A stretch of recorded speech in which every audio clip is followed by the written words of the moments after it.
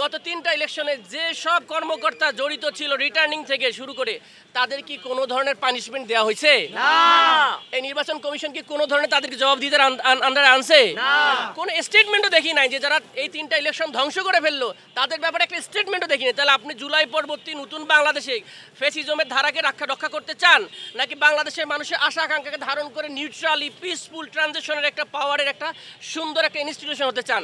এই ইনস্টিটিউশনটা ধ্বংস করে ফেলা হয়েছে, সেটাকে রিফর্ম যেটা জরুরি, আইনগতভাবে রিফর্ম করা জরুরি, ম্যান পাওয়ারগত যেটাকে আমরা স্ট্রাকচারাল বলি, এই দুইটা ঠিক না হলে ইনস্টিটিউশনটা ফাংশন করবে না। আমাদের সামনে শুধুমাত্র সংগ্রাম এবং আন্দোলন কতক্ষণ পর্যন্ত?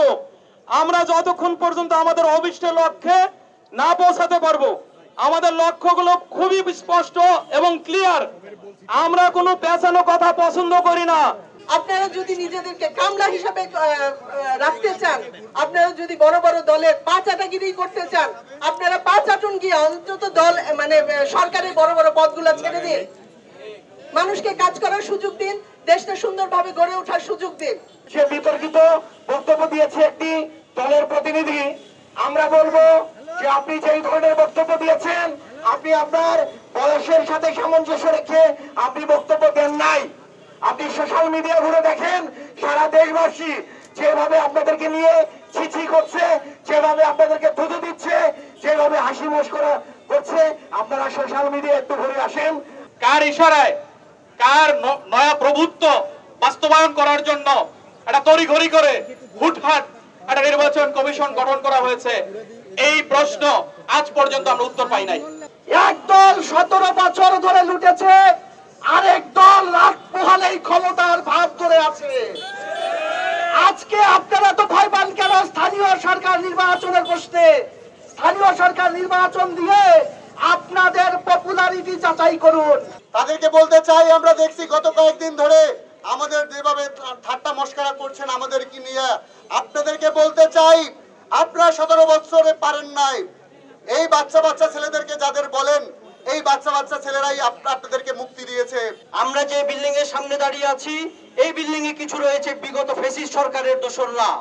তারা আজকে এই দেশকে নতুন ভাবে অস্থির করতে যাচ্ছে। যখন আওয়ামী লীগ সরকার বাংলাদেশের জনগণের শক্তিকে খাটো করে দেখেছিল, ছাত্র জনতার শক্তিকে খাটো করে দেখেছিল, ক্রিটিসাইজ করে কথা বলেছিল, তখনই কিন্তু তাদের পতন নিশ্চিত হয়েছিল। আপনাদের আচরণে এখন বর্তমানে সেই আওয়ামী লীগের স্বৈরাচারের ব্যবহারে স্পষ্ট লক্ষ্য করা যায়। যে চাওয়াটা, সেই চাওয়াটার ভাষা আমি বলতে গেলে এভাবে বলতে হয়, ইয়া বাবা কুসকে আজা পেটকে ভর যা। পেট ভরতে যা লাগে তাই করতেছে।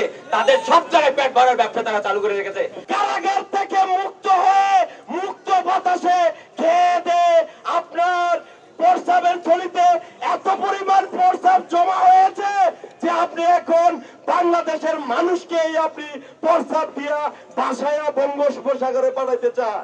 যেই কমিশন আইন মন্ত্রণালয়, স্থানীয় সরকার মন্ত্রণালয় মহামান্য আদালতের সাথে সমন্বয় না করে সরাসরি দেশে প্রকাশ করে, তারা কি দেশের আইন, তারা কি দেশের ন্যায় নীতিকে ধারণ করে?